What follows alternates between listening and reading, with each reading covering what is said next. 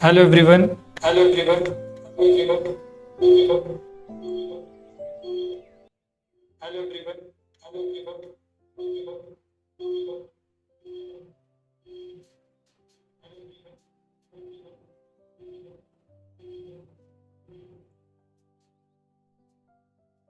Hello.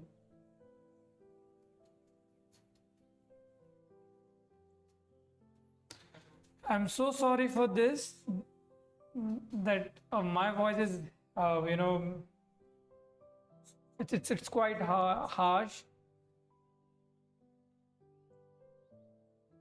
I don't know why it's getting repeated.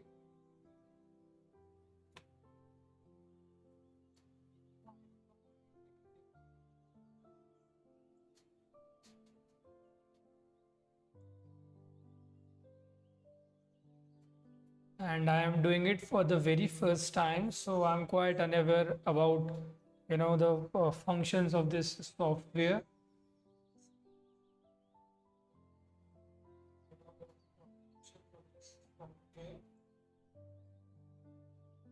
So I think let's get started.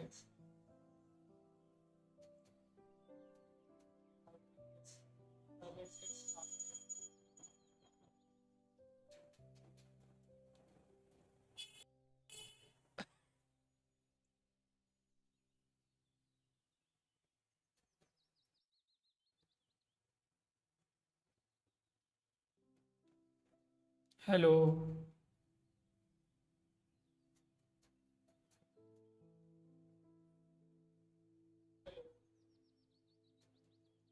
Now it's perfect.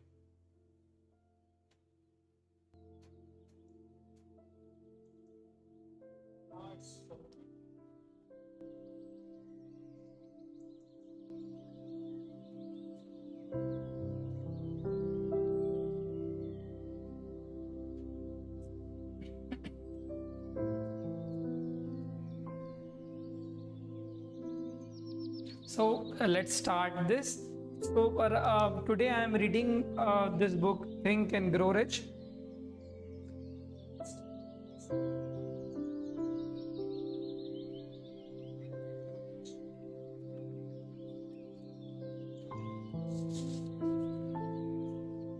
You are the master of your fate, the captain of your soul. Because when Hanley wrote the prophetic lines, I am the master of my fate, I am the captain of my soul. He should have informed us that we are the masters of our fate, the captains of our souls, because we have the power to control our thoughts.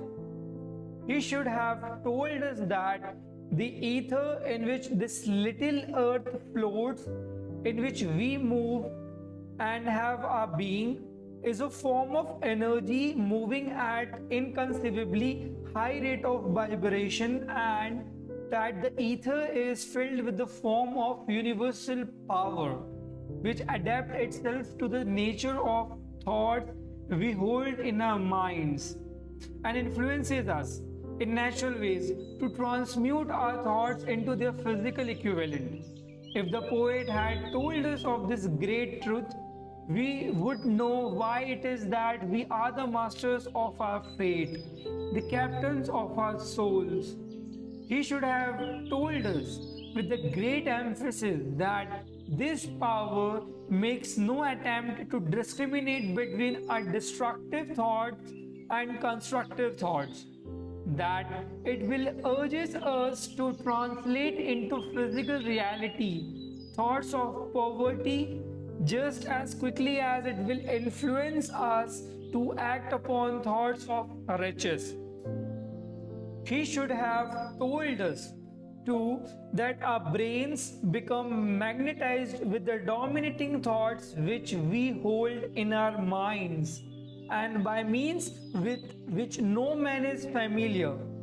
These magnets attract to us the forces, the people, the circumstances of life which harmonize with the nature of our dominating thoughts. He should have told us that before we can accumulate riches in a great abundance, we must magnetize our minds with the intense desire for riches. That we must become money conscious until the desire for money drives us to create definite plans for acquiring it. But being a poet and not a philosopher, Hanley counted himself by stating a great truth in poetic form, leaving those who followed him to interpret the philosophical meaning of his lines. Little by little, the truth has unfolded itself until it now appears certain that the principle described in this book holds the secret of mastery over our economic fate. We are now ready to examine the first of these principles. Maintain a spirit of open mindedness and remember as you read, they are the invention of no one man. The principles were gathered from the life experiences of more than 500 men who actually accumulated riches in a huge amounts. Men who begin in a poverty, but little education without influence. The principles worked for these men. You can put them to work for your own enduring benefit. Before you read the next chapter, I want you to know that it conveys factual information which might easily change your entire financial destiny, as it has so definitely brought changes of stupendous proportions to two people described. I want you to know also that the relationship between these two men and myself is such that I could have taken no liberties with the facts, even if I had wished to do so. One of them has been my closest personal friend for almost 25 years, and the other is my own son. The unusual success of these two men, success which they generously accredited, to which the principle described in the next chapter.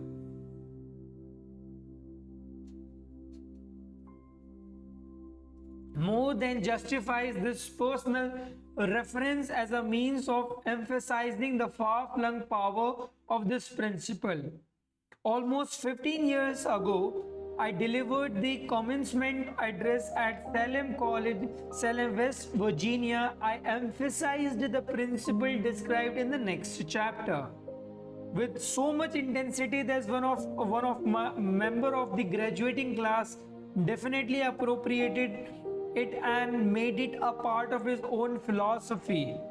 The young man is now a member of Congress and an important factor in the present administration. Just before this book went to the publisher, he wrote me a letter in which he so clearly stated his opinion of the principle outlined in the next chapter, that I have chosen to publish his letter as an introduction to this chapter. It gives you an idea of the rewards to come. My dear Napoleon, my service as a member of Congress having given me an insight into the problems of men and women, I'm writing to offer a suggestion which may become helpful to thousands of worthy people. With apologies, I must state that the suggestion, if acted upon, will mean several years of labor and responsibility for you. But I am enheartened to make the suggestion because I know your great love for rendering useful service. In 1922, you delivered the commencement address at Salem College when I was a member of graduating class. In that address, you planted in my mind an idea which has been responsible for the opportunity I now have to serve the people of my state, and will be responsible in a very large measure for whatever success I may have in the future.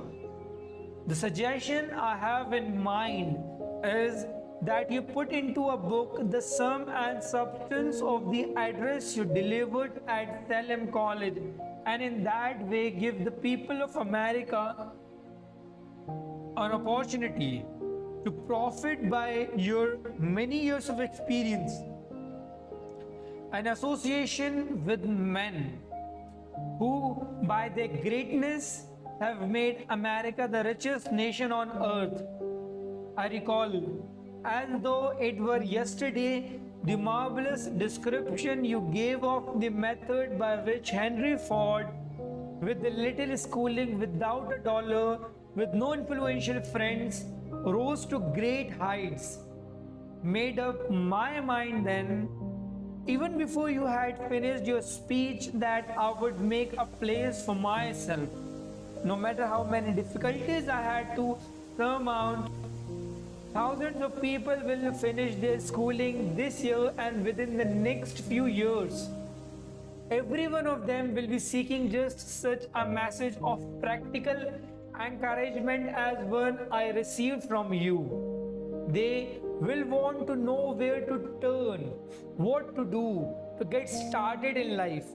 You can tell them because you have helped to solve the problems of so many people. If there is any possible way that you can afford to render to great us, may I offer the suggestion that you include with every book one of your personal analysis charts, in order that the purchaser of the book may have the benefit of complete self-inventory, indicating, as I indicated to me years ago, exactly what is standing in the way of success. Such a service as this, providing the readers of your book with a complete, unbiased picture of their faults and virtues, would mean to them the difference between success and failure. The service would be priceless. Millions of people are now facing the problem of taking a comeback because of the depression, and I speak from a personal experience when I say I know these earnest people would welcome the opportunity to tell you their problem and receive your suggestion for the solution. You know the problems of those who face the necessity of beginning all over again. There are thousands of people in America today who would like to know how they can convert ideas into money. People who must start and at scratch without finances and recoup their losses. If anyone can help them, you can. If you publish the book, I would like to own the first copy that comes from the press. personally autographed by you. With best wishes, believe me. Cordially yours, Genius Randolph. Chapter 1, Desire. The starting point of all achievement. The first step toward riches. When Edwin C. Burns climbed down from the freight train in Orange, NJ, more than 30 years ago, he may have resembled a trap, but his thoughts were those of a king. As he made his way from a railroad track to Thomas A. Edison's office, his mind was at work. He saw himself standing in Edison's presence. He heard himself asking Mr. Edison for an opportunity to carry out the one consuming obsession of his life, a burning desire to become the business associate of the great inventor. Burns' desire was not a hope, it was not a wish, it was a keen, pulsating desire which transcends everything else. Is what definite. The desire was not new when he approached Edison. It had been Burns' dominating desire for a long time. In the beginning, when the desire first appeared in his mind, it may have been probably was only a wish, but it was no mere wish when he appeared with Edison with it. A few years later, Edwin C. Burns again before Edison, in the same office where he first met the inventor. This time his desire had been translated into reality. He was in business with Edison. The dominating dream of his life had become a reality. Today, people who knew Burns envy him because of the break life yielded him. They see him in the days of his trump without taking the trouble to investigate the cause of his success. Burns succeeded because he chose to definite goal, placed all his energy, all his willpower, all his effort, everything back of that goal. He did not become the partner of Edison the day he arrived.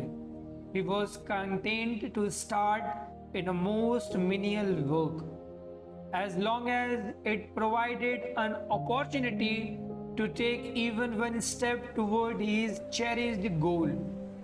5 years passed before the chance he had been seeking made its appearance. During all those years, not one ray of hope, not one promise of attainment of his desire had been held out to him, to everyone except himself. He appeared only another cog in Edison's business wheel. But in his own mind, he was the partner of Edison every minute of the time. But from the very day that he first went to work there, it is a remarkable illustration of the power of definite desire. One is goal,